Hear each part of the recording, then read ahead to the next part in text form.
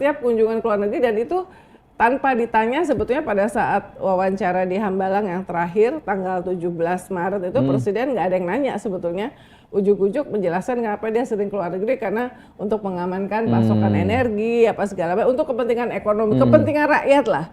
Itu pasti semua presiden melakukan itu ya.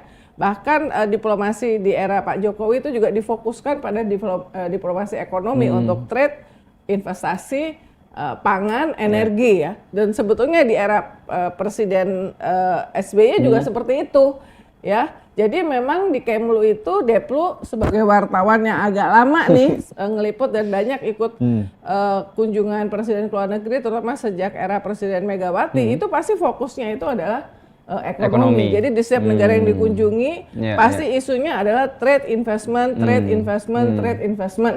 Tugas diplomat itu sebetulnya itu gitu ya.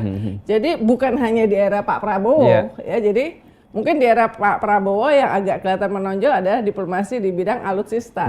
Karena kemarin disebut juga dalam apa namanya, dalam video yang disampaikan oleh Seskap Teddy itu hasilnya dari negara ini alusnya, tapi itu kita beli ya. Artinya diuntungkan juga enggak cuma Indonesia karena dapat senjata itu, tapi juga kita beli karena menguntungkan negara yang jadi produsen. Sama seperti yang kita akan impor kita akan impor susu kalau nggak salah ya. Susu dari susu sapi dari apa namanya, dari Perancis ya, itu berarti kita impor. Nah ini hal-hal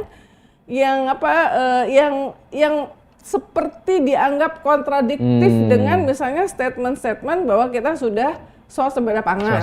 Kita harus mengarah kepada kemandirian pangan, ya kan? Ya memang kita udah swasembada, mungkin betul ya bahwa soal beras